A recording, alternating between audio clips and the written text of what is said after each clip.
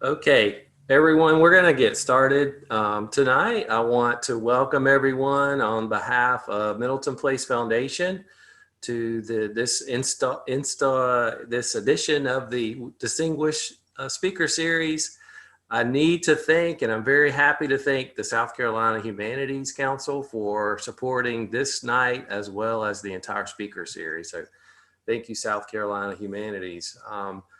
My name is Tracy Todd, and I'm the president and CEO of Middleton Place Foundation. At Middleton Place Foundation, our mission is to connect people with the past so that they know more about themselves and each other. And tonight we're going to do a little bit of that. I think there's a couple ways in my mind that really strengthen that connection to the past. And one is to walk the ground where history happened. And Middleton Place is open, so we invite you to come out to Middleton Place and walk the ground with us. Another way to connect with the past is to hear from descendants. And tonight I'm really happy to have a speaker that is so connected to the Low Country and connected with the Middleton family, extended family. She's a part of the larger Fields family, and Mamie Garvin Fields wrote that memoir, Lemon Swamp and Other Places. It's such an important document for a mid-20th century life in Charleston, and our speaker tonight is part of that family. She's going to be talking about the Combee River. The Middletons owned plantations on the Combee River in the 18th and 19th century. Those Combee River plantations grew more rice than anywhere else that the Middletons owned land. So those Combee River plantations allowed Arthur Middleton to go and sign the Declaration of Independence. They allowed Governor Henry to go to Russia with the wealth that they created. And tonight we're going to learn more about the people that lived on those plantations, a little bit about their lives, their work, their knowledge, their contributions, importantly, their survival, as well as their encounter with an American hero, Harriet Tubman, and their freedom. So I'm really looking forward to the night. We've been looking forward to having our speaker here with us for some time now, and we're glad that that's finally happened. So at this point, I'm gonna turn it over, give the virtual mic to Karen. Karen Bloom, the Director of Engagement for Middleton Place Foundation. She's gonna give you a couple of logistics notes and introduce our speaker. Thanks very much, Tracy. Hi, everybody. Welcome again. Glad to see you all here. This is a Zoom webinar, and it is part of our Distinguished Speaker Series, like Tracy mentioned. So for Zoom webinar, just a few logistics really quickly for those of you who may be less familiar with this format.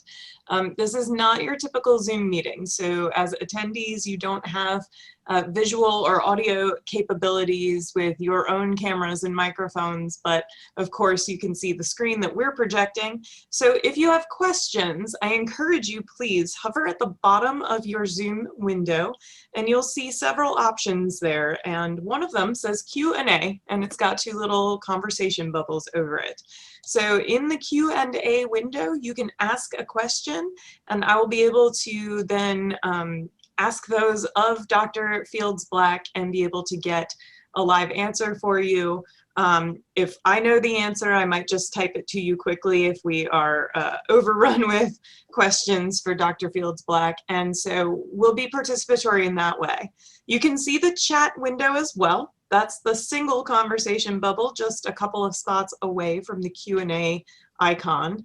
And that's a place where you can speak to the panelists.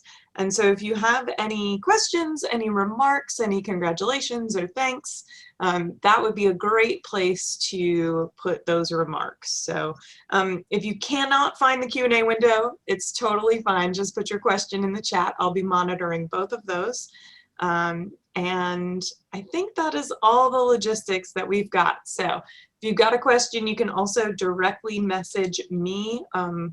You can also directly message Dr. Fields Black or Tracy, but it's not their responsibility to answer your questions, it's mine. So try and find my name, and I'll be happy to answer your questions. So, all right, without further ado, we are so excited to have Dr. Edda Fields Black here.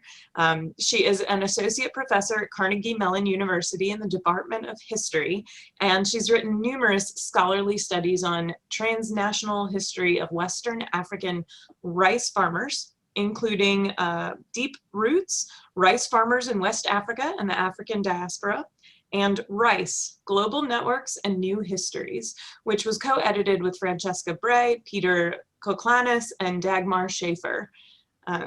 This was awarded actually the Choice Outstanding Academic title for 2015, which is fantastic, and it was translated into Chinese just last year. From 2012 to 2016, Dr. Fields Black served as a consultant for the Smithsonian National Museum of African American History and Culture's permanent exhibit, Rice Fields of the Low Country.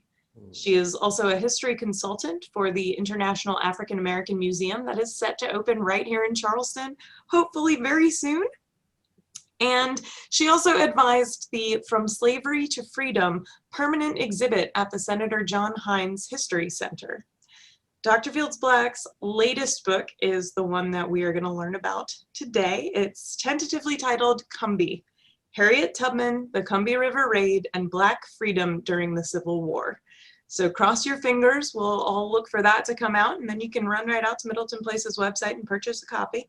Hopefully a signed copy, Dr. Fields Black. We'll be in touch about that. Great. And this book reveals Harriet Tubman's Civil War activities. It reconstructs the communities which were freed from enslavement on low-country rice plantations in the June 1863 raid on the Combee River, and it shows the long history of African Americans fighting for their freedom and the freedom of other enslaved Black people. And Dr. Fields Black is the executive producer and librettist of Unburied, Unmourned, Unmarked, Requiem for Rice, which is the first full symphonic work about enslavement with three-time Emmy award-winning classical music composer John Weinglass. This ambitious and groundbreaking project takes history off the shelf, puts it on stage, and finds innovative ways to teach the painful and difficult topic of enslavement. The original score is based on Dr. Fields Black's chilling libretto, which tells the lived experiences, sufferings, sacrifices, and contributions of Blacks enslaved on low-country South Carolina and Georgia rice plantations. It's written from primary historical sources. It was performed by the Color of Music Festival Orchestra in Pittsburgh and in Nashville, Tennessee in 2019, and by the San Bernardino Symphony in San Bernardino, California in 2020, of course, pre-pandemic. So without further ado, Dr. Fields Black, we are so grateful that you are here to share your incredible new research with us. We can't wait to hear about it, and thank you so much. I'm going to go ahead and spotlight your window, and then you should be able to share away your screen. Hey, thank you so much, Tracy and Corinne. And I want to thank Middleton Place for inviting me to talk tonight and for rescheduling, because we were supposed to do this in May of 2020, and we all know what happened in 2020.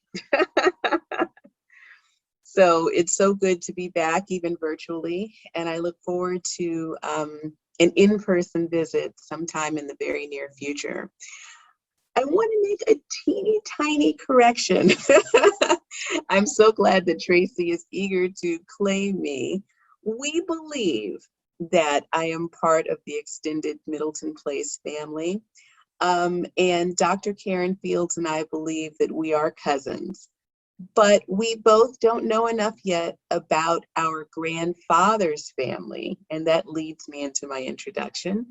And so we look to substantiate, we're looking for the documents to show how we are related. But I definitely do have Charleston roots as well as Green Pond roots and Beaufort roots in South Carolina. So I want to start today with a little bit of family history as I lead into the book. And I want to start with this. Okay, slides. Why are you not behaving? All right, there we go. All right, so I will say that my family knew quite a bit about my grandmother's family, my paternal grandmother's family, many of whom are from Green Pond in Colleton County, generations of which are buried in Pines Community Cemetery in Colleton County.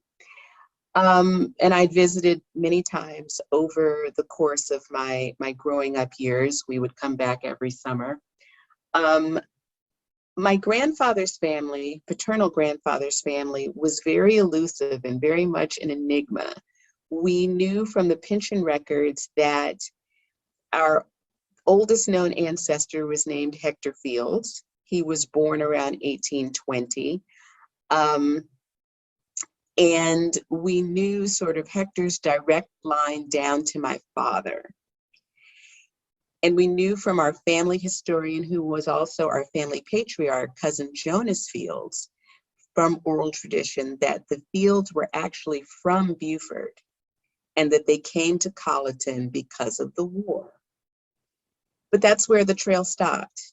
And myself and several of my cousins had really looked quite a bit and done quite a bit of research trying to find Hector. Then one day I got a call from my very dear friend, Tony Carrier. She had found a pension file for a man named Jonas Fields. And Jonas's widow applied for a pension. And in the file, Jonas's sister, Phoebe Washington, testified that she had a brother named Hector, and that she and their parents, Anson and Judy Fields, were enslaved in downtown Beaufort by Dr. James Verdier. Jonas was a house servant who had traveled, he was a coachman, and he traveled to Beaufort as a coachman before the war. And several other neighbors, people who had been enslaved with Hector and, with Jonas, also testified about their bondage by the Verdier family in Beaufort. Now, Jonas escaped and joined the 128th Regiment, Company C of the U.S. Colored Troops. And after the war, according to Phoebe, he migrated to what he called Hayward's Rice Lands. Well, that was Whitehall, South Carolina, which is where the Fields family that I knew was from, okay?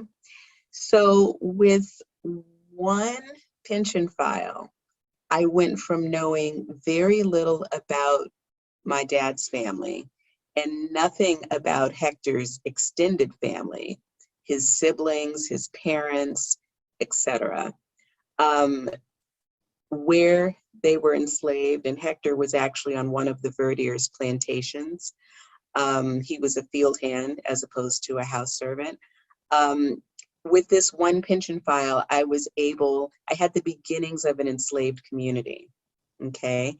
And I had many more branches to add to my family tree. So this one example shows how I am using the pension files to reconstruct the enslaved communities on these rice plantations who were freed in the raid on the morning of June 2nd. And the methodology is really simple because people are people and they tell their own and each other's business. It's human nature. They tell which planters held them in bondage, where they were born, where they grew up, who were their parents, siblings, cousins, and foster families, tracing back several generations, and who they married. And there was always an elder in the community who remembered everyone a veteran or a widow ever lived with, whether they were married or not, particularly if they weren't married. They remembered the first husband a widow wanted to forget. They remembered that a widow came from Beaufort with an old man met a young soldier. Then the young soldier took her out of the window of the house she shared with the old man. And they remember that a widow had taken up with another man, but the church refused to marry them because her first husband was still alive. And oh, the veterans, widows, and neighbors also talk about what happened on June 2nd, 1863 in the pension files. So I'm using all of this data to reconstruct the enslaved communities on the Combee and what happened to them before, during, and after the raid. And the main characters in the drama, in addition to Harriet Tubman, are the people who remember the story of the Combahee River Raid. Let's turn now to Harriet. Most Americans who know and love Harriet Tubman know that she escaped enslavement, led herself and more than 60 other people out of bondage via the Underground Railroad, gave instructions on getting to freedom to 50 or 60 more people, and became a suffragist. However, the many biographies, children's books, and even the biopic Harriet about Tubman are all virtually silent on a very important chapter of her life. During the US Civil War, Harriet Tubman worked for the US Army Department of the South as a nurse, cook, and a spy. Now, according to her US Civil War pension file, Tubman was a commander of men who participated in many military expeditions behind Confederate lines. It is from my systematic of the pension files, particularly the regiments that were formed after the raid, that I am able to reveal the identities of the spies, scouts, and pilots recruited by Tubman and the men and women freed in the raid. And this is the first time that we're going to hear from the freedom speakers who escaped in the raid and who fought in the raid, and hear them tell their side of the story in their own words. Early in the morning of June 2nd, 1863, Harriet Tubman, a group of spies, scouts, and pilots she recruited, Colonel James Montgomery, and 2 regiments of Black troops, navigated 3 US vessels up the Combee River in Beaufort and Colleton counties. The Combee Raid was the first time in US history that a woman, a Black woman, Harriet Tubman, led men in battle. It was also Tubman's most successful expedition.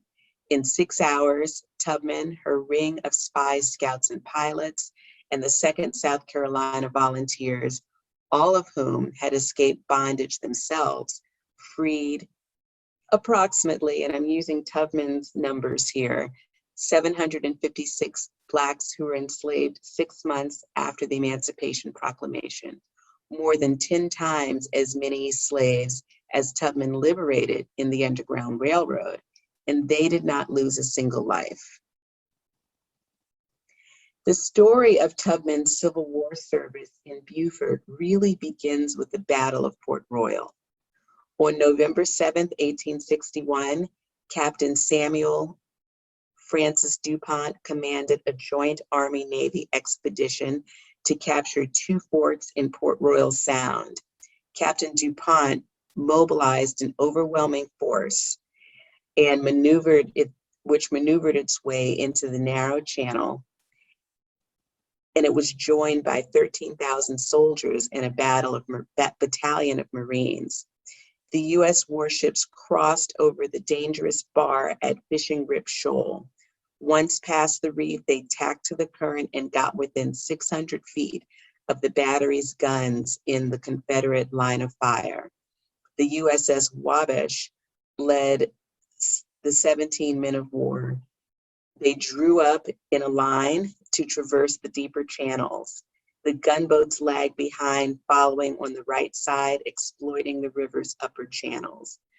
And the formation steamed up and around the eastern end of Fishing Rip Shoal, bearing down on Confederate Captain Josiah Tatnall's fleet of gunboats. The Wabash guided the fleet up mid-channel, equidistance between Forts Beauregard and Walker, firing broadside to Confederate Bay Point Battery as they opened the mouth of the Port Royal Channel. The immense Wabash and its 13 companions turned in advance of Dawes Island, maneuvered along the shore, and fired their broadside cannons at Hilton Head Battery.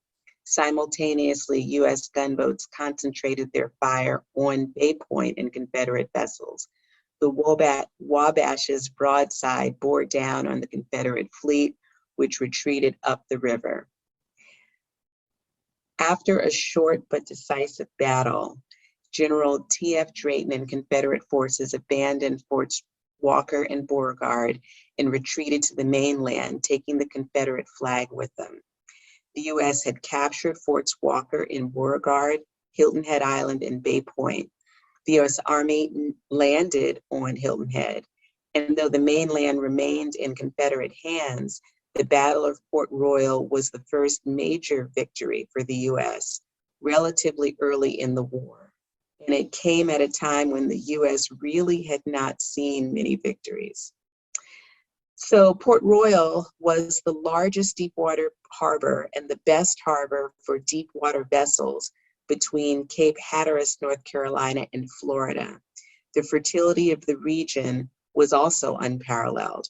Port Royal Sound was the perfect location for a depot for coaling, supplying, and repairing U.S. South Atlantic blockading squadron vessels, which maintained a blockade of the inlets and waterways all the way down the southern coast, with the exception of the port city of Charleston. Port Royal was also an ideal location for a base from which U.S. forces occupied inlets, waterways, and sea islands from South Carolina to Florida for the entirety of the war effort. Port Royal became the headquarters of the U.S. Department of the South. The U.S. Army capitalized on the military win by occupying Bay Point immediately and a number of the sea islands by December of 1861. Even today, the Battle of Port Royal is remembered as gun shoot at Bay Point by the Gullah Geechee. The descendants of Blacks enslaved on low country rice, Sea Island cotton, and indigo plantations from the Cape Fear River in North Carolina to the St. John River in Florida and in the port cities of Charleston, Beaufort, Savannah, and Jacksonville. The Gullah Geechee have passed down stories of how in the days before and immediately after the U.S.'s victory at Port Royal, white plantation owners, slaveholders, and overseers fled Beaufort and the Sea Islands with little more than the shirts on their backs. The stories describe slaveholding families leaving the silver on the table and the dinner untasted. They packed a few clothes for their children and left and did not come back. They abandoned their crops, fields billowing with Sea Island cotton, ready to be picked as if it was painted white, and they abandoned their clothing and beautiful ornate household furnishings. The Gullah Geechee remember most vividly that the planters had no choice but to abandon their most valuable property, their low country Creole ancestors whom the enslavers held in bondage. When U.S. forces arrived, much of Beaufort County's enslaved population of 32,500 people had been abandoned by fleeing planters and left on the plantations. By the end of 1861, in the aftermath of the Battle of Port Royal, Northern teachers like Laura Town, Charlotte Forten, and Elizabeth Hyde Bottoom traveled to the Beaufort area. They opened stores to clothe the freedmen and schools to teach children and adults how to read and write. And the Northern superintendents organized Black laborers to harvest and plant the Sea Island cotton crop. The largest social experiment to date in the country's history, the Port Royal experiment, had begun and continued to unfold over the course of the war. In 1862, Governor John Andrew of Massachusetts sent Harriet Tubman to Beaufort. She was one of the scores of Northern volunteers and only one of two Northern Black people, both of whom were women, to answer the call for volunteers and to travel to Beaufort, South Carolina. The second Black woman was Charlotte Fortin, a free Black woman from a wealthy family in Philadelphia, and the Fortin family had been free since before the American Revolution. Fortin had taught white children in Salem, Massachusetts before coming to Beaufort. She was well-bred, well-read, classically trained, and the complete opposite of Harriet Tubman.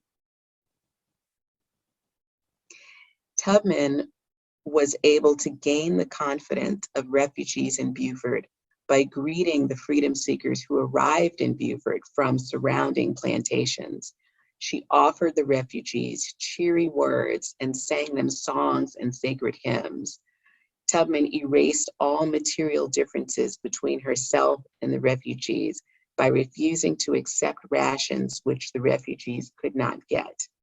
Instead, Tubman conducted her own independent economic activities, brewing beer and baking gingerbread in the evenings after work, and financed these activities with her own money. She also employed refugees to sell the foodstuffs for her. Lastly, she endeared herself to refugees by nursing the sick in the hospitals, where she cured an outbreak of dysentery using herbal medicine and used her only earnings during the war to establish a wash house to help refugee women earn independent incomes washing soldiers' clothes for hire.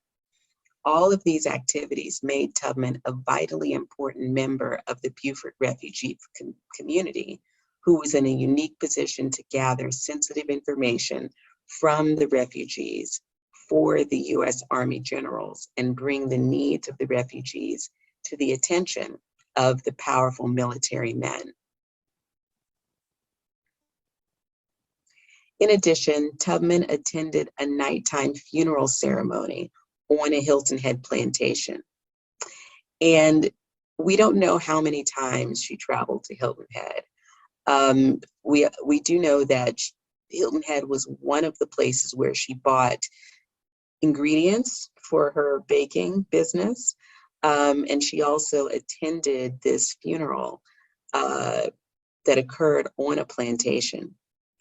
And Tubman had spoken about, this is after the war, she spoke that she could not understand the way that Blacks in Beaufort spoke, that they were not her people.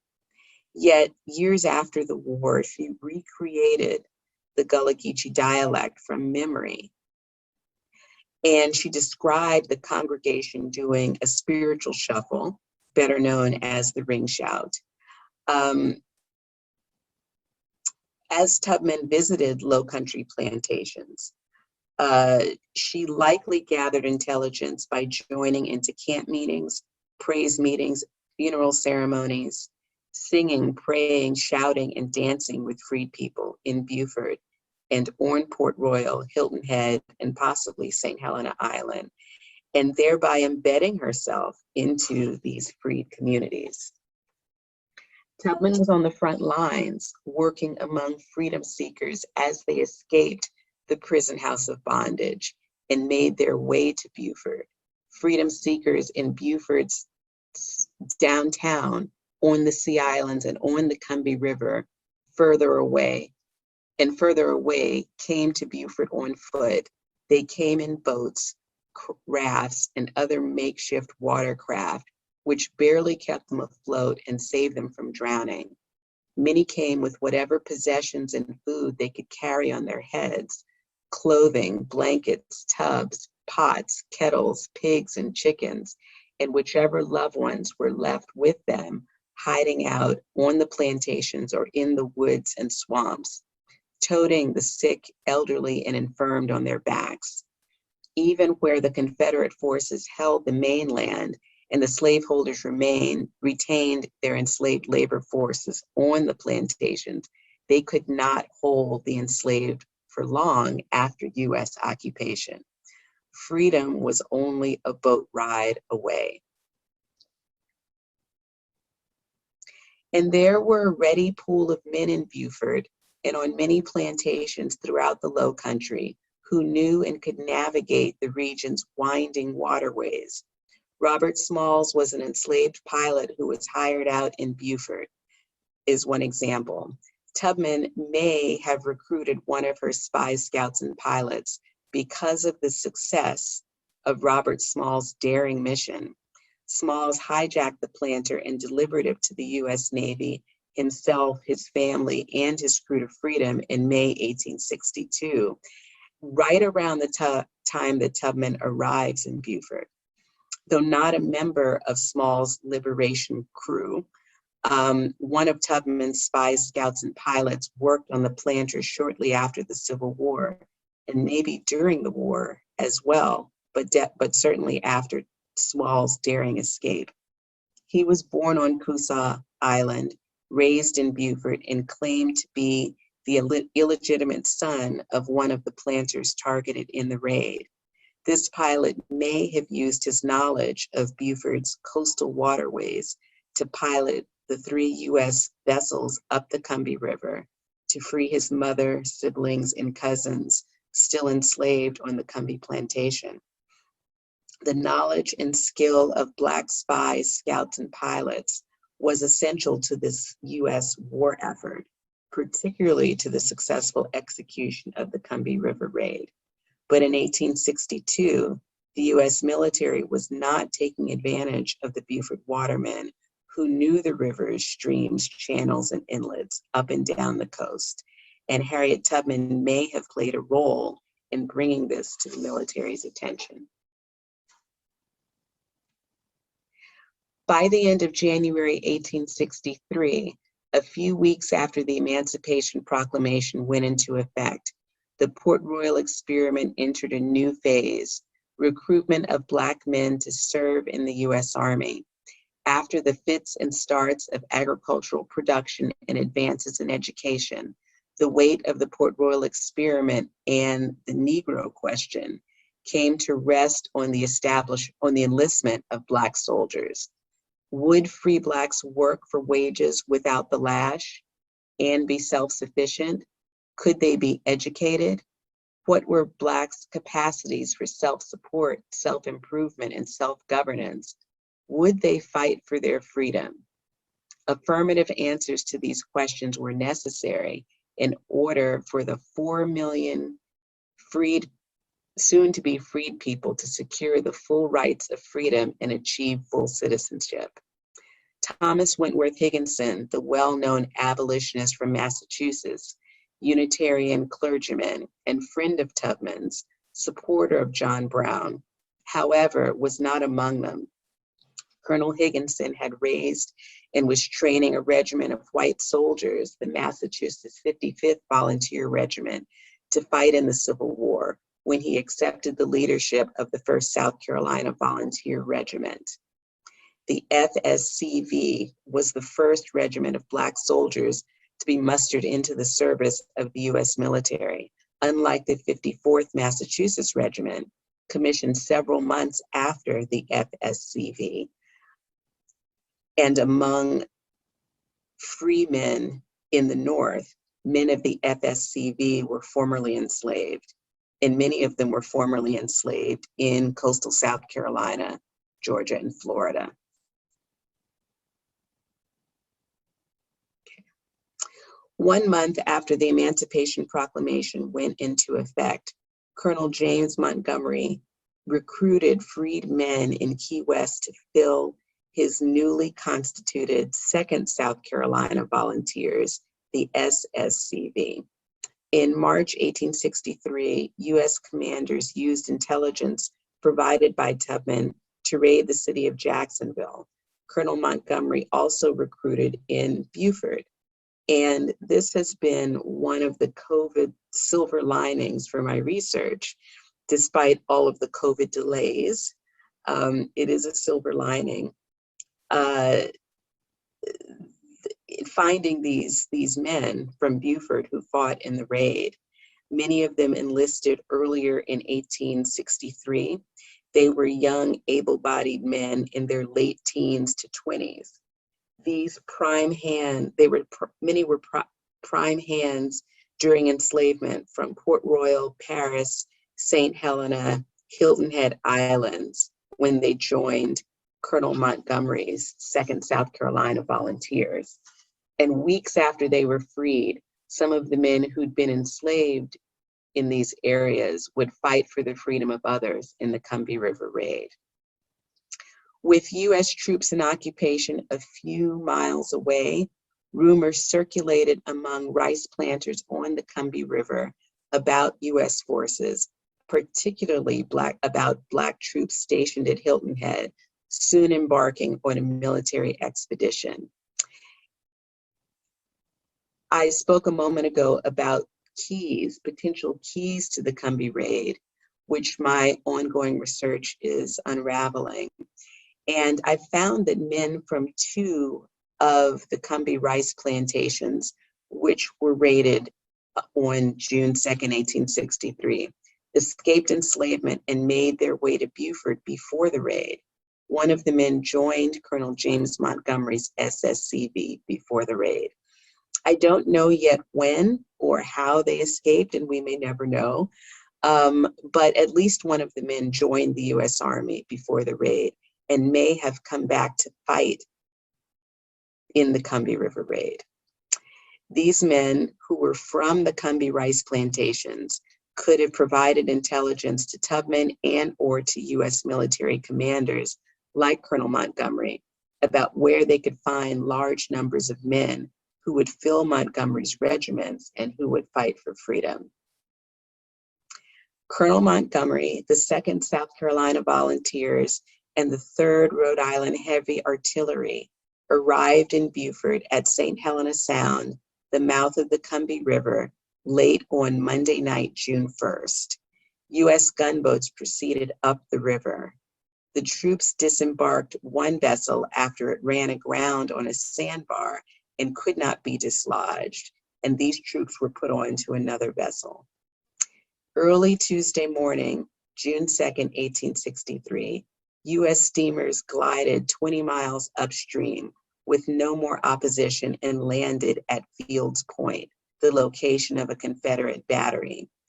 Cannon fire scattered what was left of the Confederate artillery, and Colonel Montgomery and his men closed off the 3 roads leading from the Combee to Ashepoo River under cover of the gunboats' firepower. The US deceived Confederate forces into thinking that their forces were much larger than they were in reality, and the Confederate forces subsequently retreated back to the Ashepoo River and confined themselves to the tasks of notifying the planters and enslaved drivers of the approach of the Black troops. Afterwards, the three US vessels had a clear passage up the Combee River to the rice plantations with practically no Confederate resistance. At 5 a.m., one of the planters who was living on his plantation in June, and there were only 2 living on their plantations when the raid occurred, despite what the movie Harriet showed, and we can talk about that later, was rudely awakened when his enslaved driver barged into his bedroom to deliver urgent news. 2 US steamers had come up the Combee River, approaching his front door, which was the boat landing on his plantation. Multiple worlds collided in the early morning of June 2nd, 1863.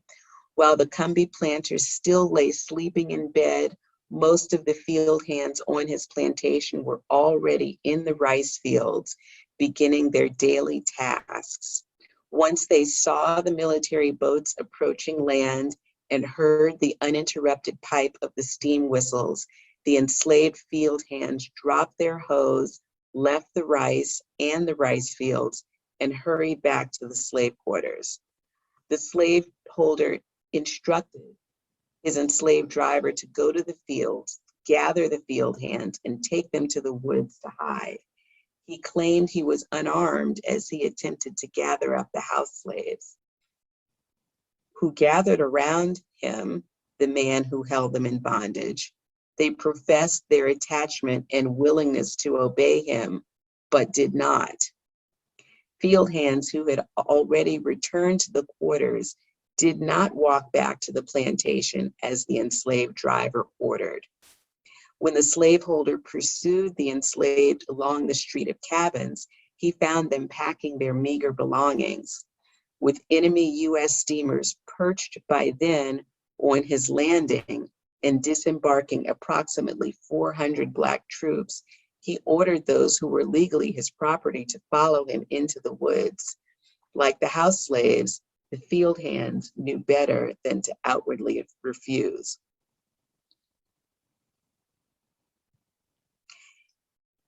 An 88-year-old formerly enslaved man who was freed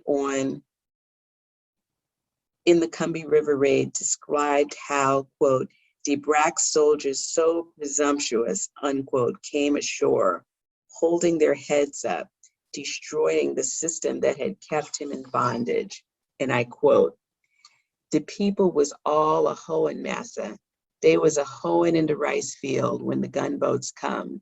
Then every man drapped them hoe and left the rice.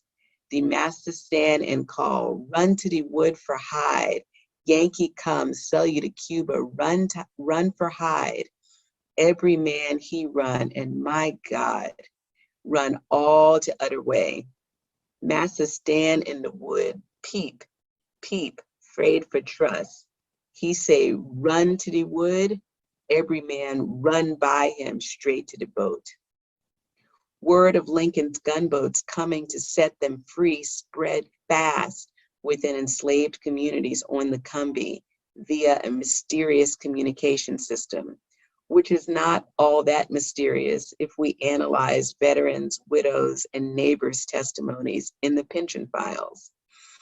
Families ran away together from bondage on the same plantations. Spouses, children, parents, siblings, nieces, nephews, cousins, in-laws, babies, mamas, and unaccompanied children whose mothers could not get on the boat. They all escaped from the same plantation where they were held in bondage. Cousins ran away together from different plantations 10 miles apart. And young lovers enslaved on different plantations and probably not allowed to marry ran away together. They married after the war. The cousins and sweethearts must have been told by freedom seekers further up the river to go back to get to the riverbank before the uninterrupted steam whistle blew and be ready to get on the boats. And I argue that there has to be this element of planning for these folks to get 10 miles by boat or by foot from the plantations where they were enslaved down to the river where the boats pulled up. There were enslaved people much closer by, my own family in particular, who did not get on the boats, right? So there had to be pre-planning and communication among these group of people, these multi-generational families, some of whom grew up together, others of whom had been sold or given away from each other because they liberated themselves. They put their families back together, some for the first time in 2 generations when they boarded the US vessels, and they sailed off to Beaufort where they would enjoy their freedom together. It was a chaotic scene of destruction and mayhem as flames engulfed everything as far as the eye could see. After the rebel pickets fled, soldiers disembarked the steamers and made their way onto the plantations. The sleepy planter witnessed freedom seekers carrying bags of rice from his barn on their heads and running towards the steamboats. The Black soldiers burned his entire plantation enterprise to the ground. He was most disheartened by the loss of his prized library of more than 3,500 rare volumes, which took more than 20 years to amass and was valued at $10,000. In 6 years, in 6 hours, Colonel Montgomery and his troops pillaged and set fire to a total of 34 Confederate-owned plantations and did $6 million, and this is the equivalent in 2017, in damage. The 88-year-old enslaved man reveled in seeing the fruits of his labor, which had been stolen from him, and all the enslaved labor force set ablaze. DeBrack's soldiers, so presumptuous, who came to give him his freedom. First thing I know, there was a barn, and I'm quoting, 10,000 bushel rough rice, all in a blaze. Den Mass's great house, all crackling up the roof. Unrepentant, about the soldiers' actions, the elder proclaimed, quote, he didn't care for seeing blaze. Lord, Massa didn't care nothing at all, unquote. He did not look back for long at his former slaveholders' property going up in smoke. Quote, I was going to the boat, unquote. Returning to Beaufort, soldiers on the John Adams cut, then set ablaze the pontoon bridge at Combee Ferry. Skirmishes at Field Point were quickly extinguished by Union gunboats. Harriet Tubman remembered that she had, quote, never seen such a sight, unquote, as early on the morning of June 2nd, 1863. Hundreds, if not thousands of Blacks ran for their lives and their freedom when they heard the uninterrupted pipe of the steam whistles as the U.S. Army boats came up the Combahee River. At first, the enslaved people peered out like startled deer from their hiding places in the rice fields and slave cabins. At the sight of the U.S. gunboats, they rushed to the boats with their children and meager belongings. Freedom seekers came loaded down with bags on their shoulders, baskets on their heads, children struggling to keep up, pigs squealing, chickens squawking, and children crying. It really must have been a chaotic scene. One mother carried a pail of rice on her head. The pail still smoked as if she had just taken it off the fire before she fled. One child trailed behind her, another child on her shoulders, holding onto her forehead from behind, digging its hand into the smoking rice pot and eating breakfast in flight with all its might. 2 or 3 more children hung onto her dress. Down her back, she carried a bag with a pig in it. Another woman brought 2 pigs, one white and one black. Tubman carried both pigs on board the boat so the poor sick woman to whom they belonged could carry her child. Tubman remembered the freedom seekers named the white pig Beauregard and the black pig Jeff Davis. Some women fled with twins hanging around their necks. Tubman thought she had never seen so many sets of twins in her life. They all came rushing to the U.S. gunboats as enslaved drivers followed the freedom seekers, lashing at them with whips in vain to get them to go back to the slave quarters or back to work in the rice fields. Tubman also must have snaked her way through the mud and tall grasses from the boats out to the Combee rice plantations. When the white commanders gave the orders for the black soldiers, spies, scouts, pilots, and Tubman to double quick back to the boats, she started to run and tripped on her long dress. She fell and tore her garments almost completely off, getting back to the boat wearing little more than shreds. Ending the stampede to liberation, hundreds of freedom seekers stood on the riverbanks, waiting impatiently to board the boats, which filled up quickly.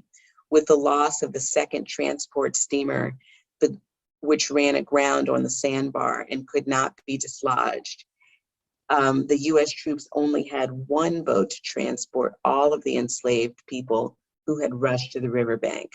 Something had to be done instantaneously, something to calm the desperate masses who were grabbing hold of the boat and preventing it from leaving. Colonel Montgomery implored Tubman, "Moses, come here and speak a word of consolation to your people." And she sang, "Of all the whole creation in the East and the West, the glorious Yankee nation is the greatest and the best. Come along, don't be alarmed. Uncle Sam is rich enough to give you all a farm." Tubman's lyrical intervention worked its magic. At the end of the verse, the freedom seekers threw up their hands and shouted, "Glory," letting go just long enough for the rowboats to push off safely to freedom. Decades after the Combee Raid, men and women who were freed in the raid testified about the details of the raid in their applications for military pensions. And they testified about the night Colonel Montgomery and the US gunboats came up the river and took all the enslaved people to freedom. Some of the most vivid stories were told by enslaved men and women who were left behind by the raid. An enslaved man who was forced to serve the enslaver during his service in the Confederate military. The enslaved man, walked back to the plantation every week to visit his family. One week he came down and found his family there. The next week he came down and they were gone. Several women stayed behind. Mature women with multiple children sent their husbands off to war, but they stayed on the plantation. And one woman, a younger woman, who was in a quote unquote delicate state. And I suspect that this woman had just given birth. And then there were the boys who were too young to enlist the army and who were left behind in Beaufort. One remembered that he was very small when the raid occurred and when the soldiers came here. They remembered and told the story of the raid, and their fathers, brothers, cousins, and brothers-in-law who fought in the war were their heroes. In a handwritten letter from 1926, one of the boys describes his relative's service. The younger men looked up to their older brothers, cousins, brothers-in-law, and neighbors, but were too young to enlist. Over the years, they listened to and held dear the older men's stories, and they were the ones who kept the memory of the raid alive into the first quarter of the 20th century. A tremendous reception of well-wishers looked on as the strange spectacle of several hundred Blacks who arrived directly from the rice fields, still dressed in their field suits of dirty gray, paraded down Bay Street in downtown Beaufort. Blacks who had been freed before and by the Emancipation Proclamation, and some who had stolen their own freedom since gazed on. Afterwards, the Blacks who were freed in the Combee Raid were taken to a church in downtown Beaufort, where a woman, Harriet Tubman, I believe, gave the new recruits a rousing lecture. Maybe Tubman told them that they would have to fight to defend their freedom. Maybe she told them it was now their responsibility to fight for the freedom of others, despite the risks. In their pension files, veterans' widows were unanimous in their understanding of what would happen when they got on the gunboats and went to Beaufort. The men were going to war, and they may have gotten this understanding from Moses. Though Tubman claimed in her own pension file to have recruited hundreds of men to join the US military and sought compensation for her services, several veterans testified Colonel Montgomery recruited and enlisted them and swore them into the US Army. The men freed in the raid aged 16 to 60, and one man who claimed to be 70. They enlisted in the Army the very same day of the raid. They were stripped and examined at a church, exchanged their dirty gray field clothes for the soldiers' uniforms at Pigeon Point in Beaufort County, and were given their weapons at Morris Island. Tubman's spies, scouts, pilots, and 2 regiments of Black soldiers had taken people out of the rice fields, taken the hoes out of the men's hands, and replaced them with muskets. Like Tubman and the soldiers who liberated them, the men freed in the Combahee Raid would fight with, quote, ropes around their necks, unquote. If caught, they could be re-enslaved or hung. Yet after the Combahee Raid, the men, the soldiers who were freed in the raid, fought on the Brunswick and Darien rivers in coastal Georgia, along the Edda River in South Carolina, and in Olustee, Florida. And they risked their lives for the freedom of others. Thank you.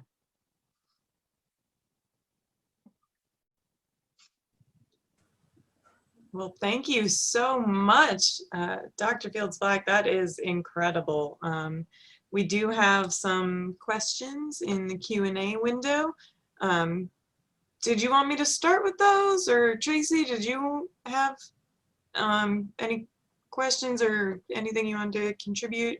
We have lots of, oh, just really quick too, we have lots of kudos and thanks in the chat window. Please make sure that you go and take a look at those, Dr. Fields Black. I will. I do have a couple of questions here in the Q&A. Willa would like to know, where is Pigeon Point? Pigeon Point, that's a good question. I have to say that my brain of South Carolina low country geography has atrophied because of COVID. It's not that strong to begin with, I have to admit, but I know I've been there. I cannot tell you off the top of my head. It is in Beaufort. It is not far from downtown Beaufort. Oh, that's terrible.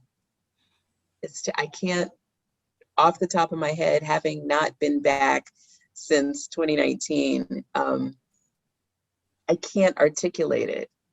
I apologize. That's okay. Send folks to Beaufort and go walk the land, as Tracy was saying, connect to history on the ground. Yeah. We have a question from Don. He says, we have 2 questions from Don, actually. So I'll do the first one and then the second one. Have you been able to determine if any of your ancestors were involved in the Combee Raid with the Fields surname? It's a name that my Beaufort ancestors share. Yes, the jury is out on that.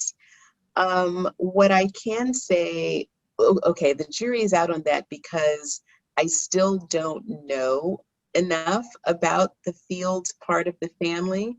Okay, and someone has chimed in and told us where Pigeon Point is. Can we capture that?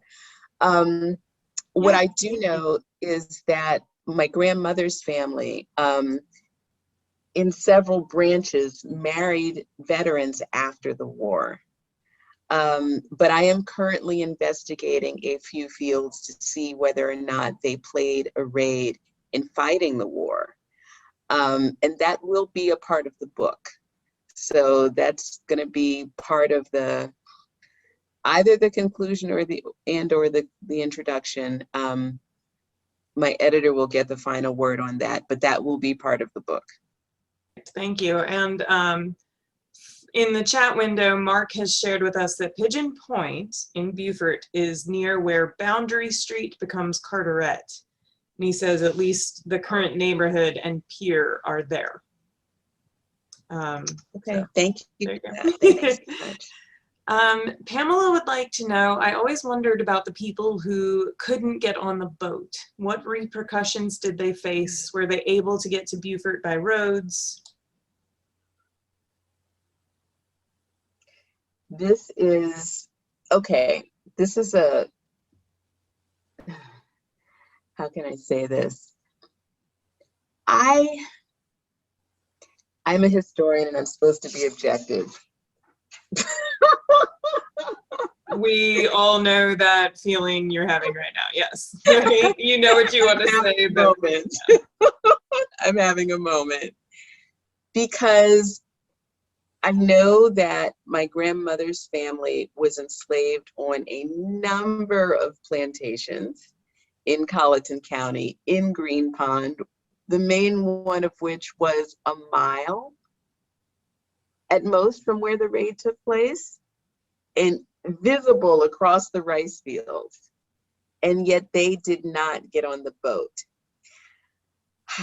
So I'm trying to get the historian back. But the descendant is like, no, I'm not happy about this. Somebody needs to send me some flowers because we should have gotten a text message that the boat was coming. You know, I think that there were a couple things happening on the Combee.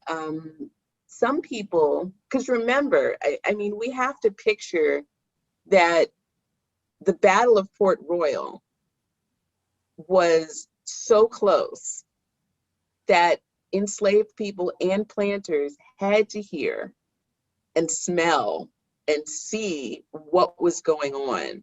So from that point forward, planters on the Combee were worried that they were next.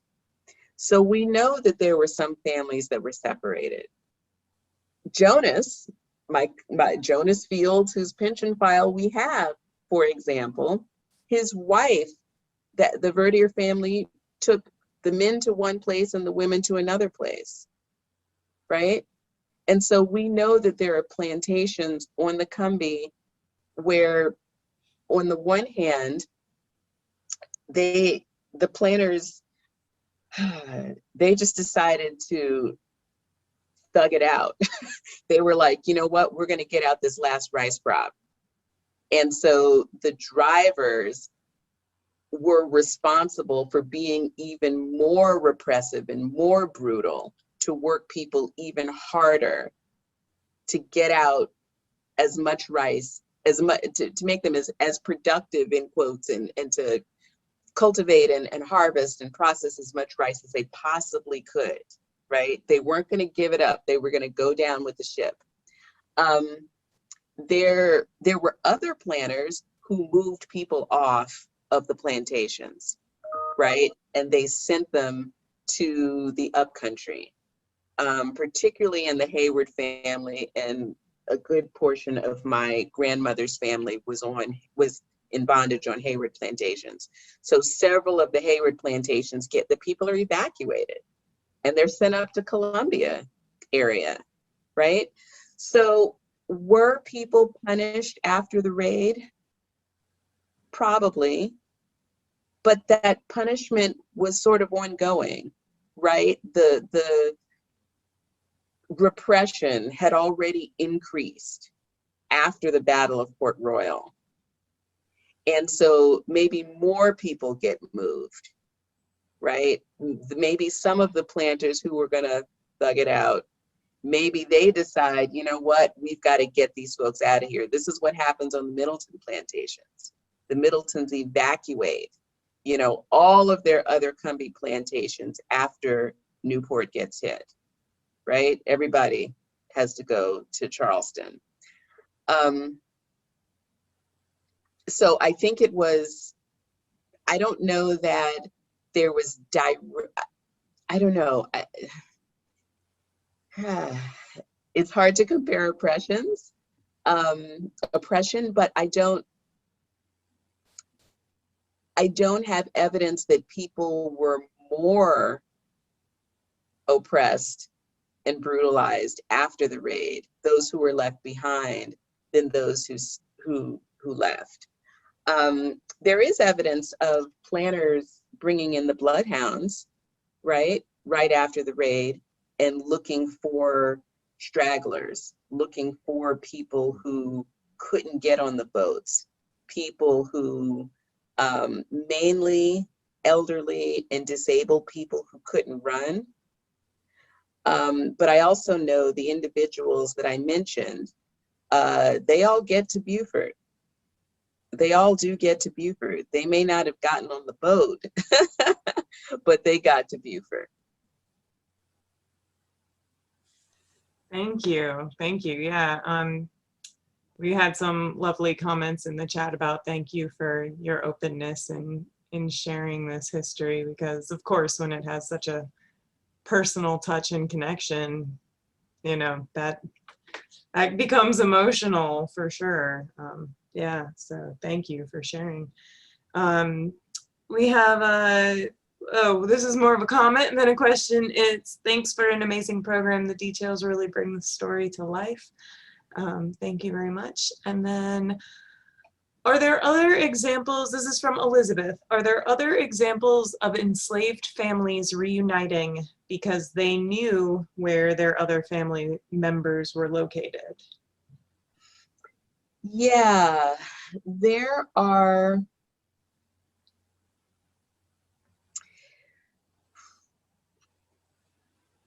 I would say that most of the Combee people came together, but there were a couple of instances. I talked about the cousins, and this is part of the work that I'm doing with the pension files and the plantation documents and all the other documents that I didn't talk about that I'm bringing together in the book, is trying to trace how the main characters, tracing the main characters from birth to death, right? Tracing them from wherever they were born. And I would say about 30% of the veterans, widows, and neighbors were not born on the Combee, okay? Or they were not born on the plantation from which they escaped. Trying to trace them from their origins to the raid and then after the raid. Because what I find is that this is how I find these connections among cousins, let's say, whose fathers were enslaved on that plantation 10 miles away, and trying to figure out, okay, who was sold, when were they sold, who was born where were they, you know, when were they born, and how did these people get from 10 miles over there over here? When no one else, I don't have record that anyone else on that plantation escaped. It's because I think they're cousins, right? So it's a process, but I'm trying to reconstruct it. Yeah, there were Combee people who had Middleton Place relatives, and I have a few stories after the burning of Charleston and the burning of Middleton Place of family reunifications happening. So we'll have a lot to talk about. Yeah, very good. I love a good cliffhanger. That's right. Oh, man. Well, I hope I have a lot of cliffhangers in this book. Oh, I'm gonna go buy this book. Edge of your seats. Ooh, gotta buy this book. Okay, two more, and I don't know how quick they'll be, but I've got two more listed here. Anne would like to know, how well did Harriet Tubman and Robert Smalls know each other? You know, I don't have evidence of them actually meeting. Now, there are several people, and of course, you know, Smalls didn't leave letters and a diary and all that other good stuff. There's evidence of people like Charlotte Fortin describing meeting Harriet Tubman, but Robert Smalls isn't one of them. I can't say that they met, I can't say that they didn't meet, but I do know that Tubman arrives around the time of the Robert Smalls planter incident. And what I imagine is that, you know, this was like the biggest thing that had happened in the war, as far, in my reading of it, as far as the US was concerned, and as far as Northern abolitionists were concerned, since the Battle of Port Royal. And so I think that the Robert Smalls incident created just a buzz, and you know, everybody was talking about it, if you can believe what the abolitionists were saying. Now they're in Boston and Philadelphia and New York, but the word on the street was that this was just, you know, huge news. So what I imagine is that someone like Tubman is going to be drawn to Smalls and drawn to the people who are involved with Smalls. We know that she had family members and had herself worked on the water in the Maryland Eastern Shore. And so she sort of understood the way boatmen worked. I think that she was drawn to this buzz around Smalls and the planter, and know that one of her spy scouts and pilots, worked on the planter after the war. So he was a boatman. What he was doing earlier, I can't exactly say. I'm still trying to put my finger on that, but he was definitely a trained boatman, and he was definitely someone who was affiliated with the planter after the war. So I can't say though that I don't know for sure that they actually met, Tubman and Smalls. History's mysteries. Maybe, Yeah. maybe we'll find out one day. Maybe I'll find the smoking gun. There you go. There you go. Willow would like to know, did any of the slaves try to leave on their own? Before the raid, after the raid, yes. Yes, I do know that on 2 plantations, and I suspect there are more, but I'm able to document on 2 plantations that enslaved men escaped. I assume it was after the Battle of Port Royal, and it was definitely before the raid. They were already in Beaufort when the raid happened. And one of them joined the army before the raid. And so, they could have been conduits of information and intelligence about the Combee. Excellent. All right, I've got one more here, and I want to encourage anybody else, if you think of any other questions, you can send them to me, cbloom@middletonplace.org. I'm in contact with Dr. Fields Black, obviously, so I can attempt to forward your question and get you an answer if you think of something after this. But for now, we've got one more. Where did the boats end up in the north? This is from Diane. End up in the north? Or I guess, where were the boats headed? Where did they end up? They went back to Beaufort. So they start in Beaufort and they end in Beaufort. And it's pretty amazing that they were able to sort of make that round trip in a short period of time, and to do it without getting picked off by Confederate pickets or guerrillas or any kind of Confederate forces. And from there maybe to Hilton Head, and that's when they began to enroll in various units, and right? They came back and they, again, my brain, the men were, the families were taken downtown. And they paraded through downtown Beaufort. And what I love this, because they had literally been in the rice fields, right? And so they're dressed in they're called their dirty gray field clothes. Yeah. They run out of the rice fields to the river, they get on the boats land in Beaufort, and they parade down Bay Street in the same clothes they had on in the rice fields. And if you think about it, there's sort of these waves of refugees coming into Beaufort. So some people were quite settled, and some people were beginning to acquire property, and they were working, and they were doing this, and they were doing that. And you have these people who are they're straight out of slavery. They are straight from the rice fields. And what must that have felt like for people who knew what freedom meant to see these people. Almost 800 people down the street,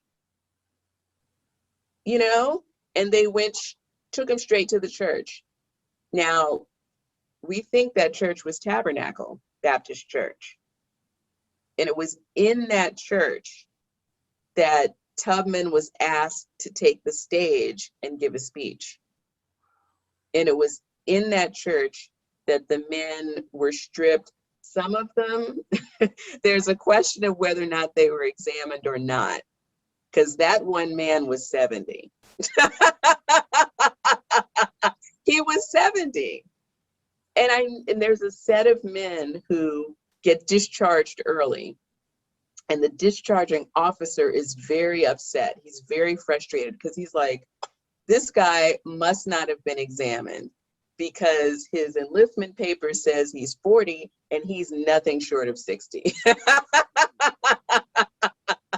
So whether or not the Combee men were actually examined is a question mark. The Beaufort men were.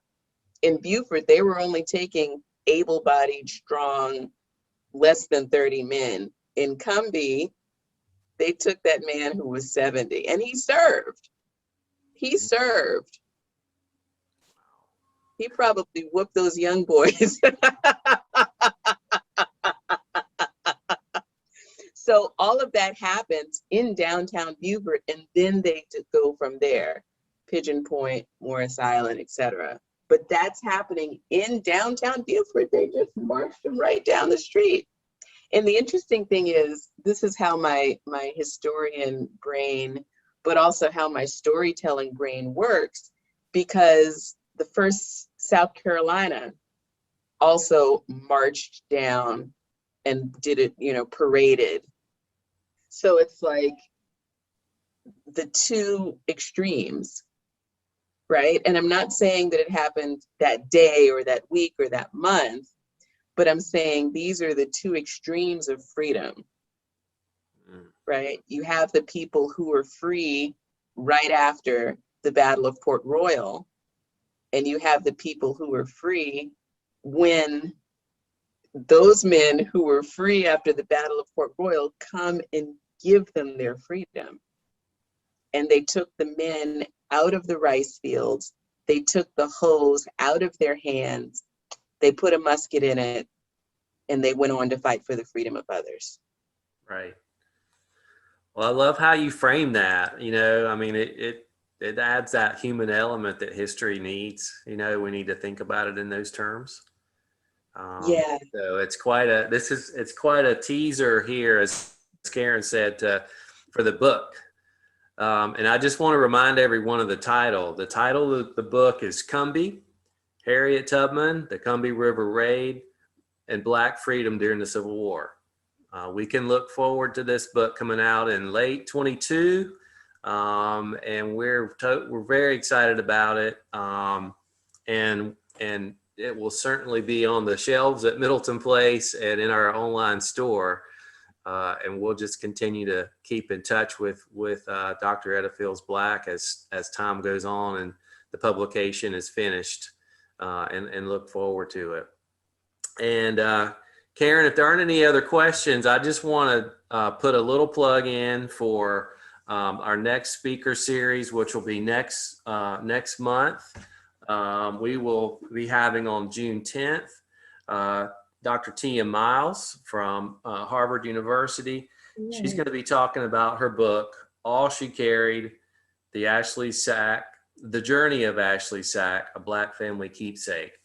So this whole discussion, especially how it ended here with Dr. Fields Black and kind of just adding that element of humanity that is so oftentimes not found in our history books. That's all about what we're going to talk about next time. The story of Ashley Sack, A Black Family Keepsake, is an amazing story of separation. And I can't wait for that event. And I hope everyone will stay tuned to the Middleton Place emails and promotions. We'll be sending out promotions for that very soon. But just remember, June 10th, with Dr. Tia Miles from Harvard. And just thank you again, Dr. Edda Fields Black. You're my hero. You're now a speaker series alumni, and we're going to set the genealogists to work at Middleton Place to make those Fields connections. Oh, thank you. That will be great. Thank you so Good. much. Thank you. And Karen, anything else? That's it, everybody. Thank you so much for your support. We really appreciate it. It wouldn't be possible again without SC Humanities. South Carolina Humanities ensures that we can continue to offer these programs free of charge for everybody. We will be, I have recorded this, so I'll be posting it on our YouTube channel just as soon as I get it edited and have some slides bookmarking it. So keep your eyes on Middleton Place's YouTube channel. And if you have any further questions, make sure that you email me and I will go ahead and forward those to Dr. Fields Black. And then Jane, how can I get on the email list? Jane, I will help you out with that. No worries, we'll get you on the email list. So thank you so much, everybody, for being here. Dr. Fields Black, thank you so much for your incredible work. We can't wait to read your book, Cliffhangers. Thank you. Take Thanks care. so much, everybody. Have a great night. You too. Bye-bye. Good night. Thank you.